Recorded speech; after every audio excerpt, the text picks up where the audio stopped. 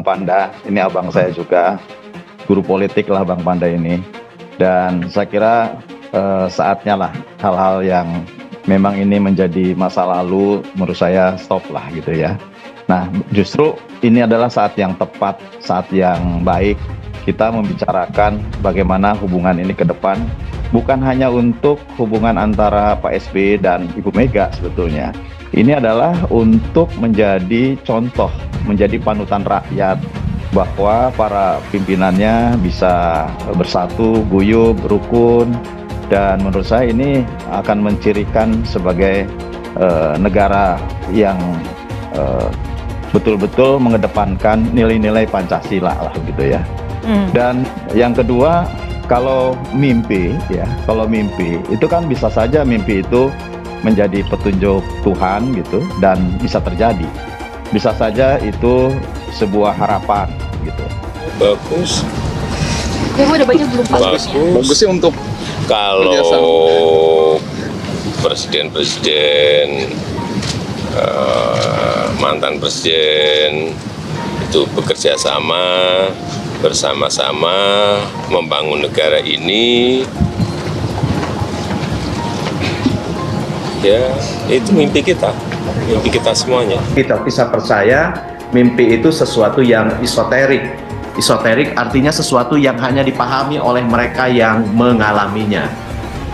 Tapi karena Pak SBY tidak menyebut tidur gitu ya, mimpi ketika saya tidur, sehingga saya bisa berani menganalisis ini. Nah, kalau kita lihat makna secara leksikal atau makna kamus, di sana ada mimpi. Mimpi itu melihat atau mengalami sesuatu dalam tidur. Nah, tetapi juga ada bermimpi. Bermimpi itu kata aktif gitu ya. Jadi bermimpi itu menurut kamus artinya melihat atau mengalami sesuatu di dalam mimpi. Bisa juga berhayal atau berangan-angan. Tetapi ada juga makna yang lain, makna memimpikan. Mana memimpikan artinya menginginkan sesuatu gitu ya terjadi. Nah, kalau dilihat dalam konteks mengiringi pertemuan AHY dengan Puan, maka makna memimpikan itu menjadi lebih dekat. Artinya apa? Artinya mimpinya SBY itu menjadi konteks, menjadi setting baik yang mendorong pertemuan itu maupun juga tujuannya. Tetapi di sisi lain juga ada makna sosiologis. Saya melacak apa kata mimpi. Ada buku ya, Mimpi Guru-Guru Keluhuran. Namun kalau kita melihat dari rangkaian mimpinya Pak SBY, tentu kita bisa mengambil sebuah hikmah yang luar biasa. Bahwa andai kata ini bisa terjadi, tentu ini menjadi harapan seluruh rakyat Indonesia. Ya. Jadi harapan banyak pihak yang tentu mengharapkan pimpinannya bisa bersatu begitu baik. Persisnya saya belum sempat nanya nih ke Pak SBY, tapi begini Vena, saya tahu persis, teman-teman yang dekat dengan Pak SBY semua tahu betapa memang selama ini Pak SBY itu selalu merindukan adanya suatu suasana di mana mantan-mantan pemimpin negara, mantan-mantan presiden bisa guyup, kumpul dengan begitu hangat, ngopi begitu ya, untuk membicarakan. Tentu biar bagaimanapun juga, sekalipun mereka ini sudah tidak lagi menjadi pemimpin ya, official, namun tentu ya kalau di Amerika itu ada Presidential Club. Apakah ini forum komunikasi mantan presiden atau paguyuban mantan presiden, tentu tidak penting kalau soal nama, tetapi yang diinginkan oleh Pak SBY selalu diharapkan bagaimana semua peluang-peluang yang dimiliki oleh Indonesia bisa untuk melompat menjadi negara maju seperti Pak Jokowi sampaikan, dan juga sejumlah tantangan yang tentu selalu akan ada di depan. Ini juga bisa mereka urun pikir, urun rembuk. Rekaman monumental Mimpi Anak Tiga Zaman.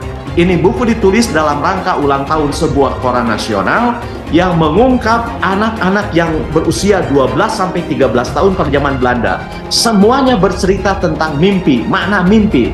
Ada yang mengatakan misalnya, saya curiga nanti Mas Arya Bima yang tahu gitu ya. Apakah mimpinya SBY itu seperti mimpinya yang disebut oleh seorang tokoh yang bernama Sediono MP Condronegoro. Dia katakan, saya bermimpi menjadi perwira angkatan laut, tetapi tidak bisa mewujudkannya karena ketika perang dengan marinir Belanda, jari saya patah. Dan tidak mungkin seorang yang jarinya patah bisa menjadi perwira angkatan laut. Artinya, bermimpi dalam konteks ini adalah ketegangan antara keinginan hati dan tekanan situasi. Jadi dilihat dari ini, jangan-jangan Bahkan disebutkan Presiden ke-8 membelikan tiket.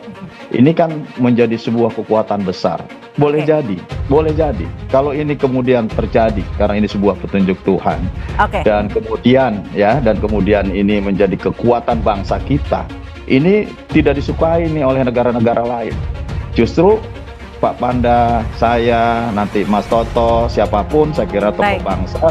Kemudian juga urun memberikan masing-masing pengalaman masing-masing, sehingga tentu pemimpin yang ada nanti ini bisa mendapat manfaat dari adanya pemikiran-pemikiran dari mantan-mantan pemimpin sebelumnya.